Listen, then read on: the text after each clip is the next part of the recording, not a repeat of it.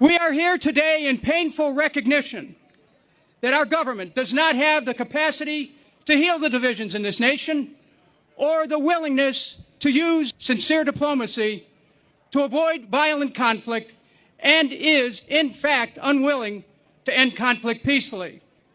Its greatest talent is to craft misinformation and disinformation, to subvert the media and misuse it as an instrument to incite fear and hatred among our people, exciting partisan divisions at home through crass politics, and stirring ancient hatreds abroad through lies, deceit.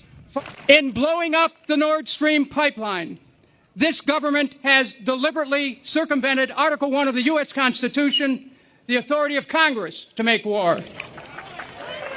It has violated international criminal law by conspiring to commit acts of sabotage and violence on the high seas. It has used illegal and unconstitutional means to destroy the energy resources needed to protect millions of people in Europe during the winter, and then to profit from its illegal actions by selling energy to Europe at a 4 to 6 times markup.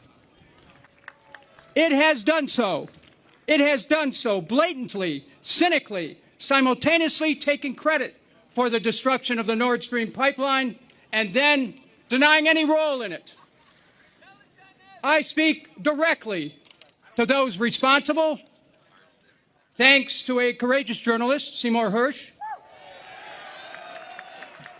Thanks to a courageous journalist, Seymour Hersh. We know what each of you did at the Nord Stream pipeline, Mr. President, Mr. Secretary of State, Mr. National Security Advisor, and Madam Undersecretary of State. And we will not rest until you are held accountable by Congress, by the International Criminal Court, and by the American people at the next election for your reprehensible conduct, which has debased our Constitution, undermined the rule of law, in our name, committed an act of war which threatened the peace of the world and the stability of our own nation. No amount of balloon militarism will distract us from your profoundly lawless, reckless conduct. And I've lost trust in your ability to defend America. To affirm that we are a nation of laws, not of men or women, to hold those in high office to the highest of standards of national and international law. If we fail to do this, we have only ourselves to blame, while our government descends into depravity and tries to frog march us directly into nuclear war. Under the pretense of the pursuit of national security, our government's aggressive nature has alienated nations of the world and caused them to withdraw from commerce.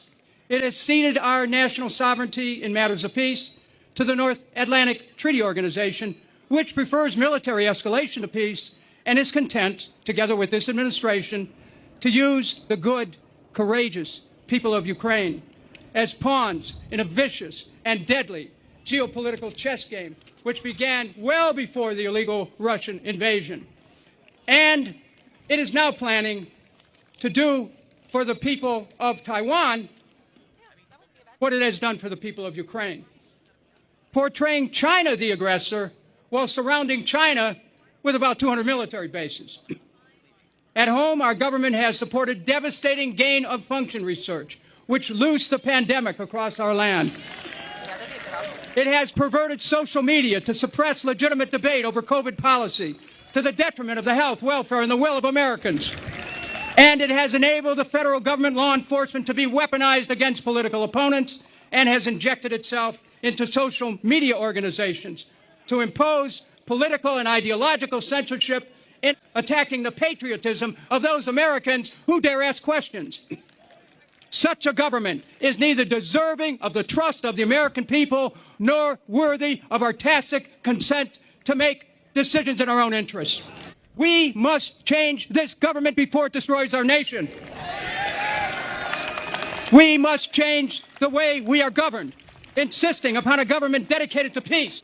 As a congressman, I warned America about going to war after 9/11.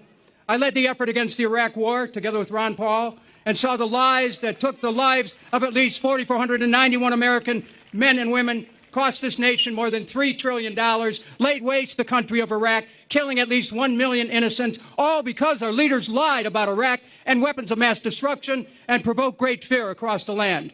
For fear is a weapon of mass destruction. Hatred is a weapon of mass destruction. Our nation used to lead the world in making steel, cars, and ships. Now, we lead the world in making enemies, confusing defense with offense, aiming ourselves to the teeth, spending trillions of dollars to advance an aggressive empire through the promotion of war. But the wars, my dear friends, have come home. While our nation spends $1 trillion every year to prepare for war, millions of Americans are ill-fed, ill-clothed, ill-educated, ill-housed, without hope for the future. We cannot fuel wars across the world and pretend that there are no consequences. The wars inevitably come home. The carnage is now in the streets of our cities as millions of Americans are overwhelmed by anger, despair, hopelessness, and unrelenting mass violence. We were to be and are to be the land of the free, the home of the brave, not continually locked into fear by a government made of fearful people who are afraid of balloons.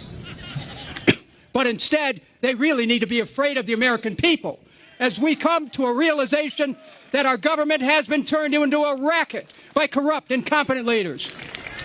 America longs for a return to government of the people, which focuses on taking care of things here at home.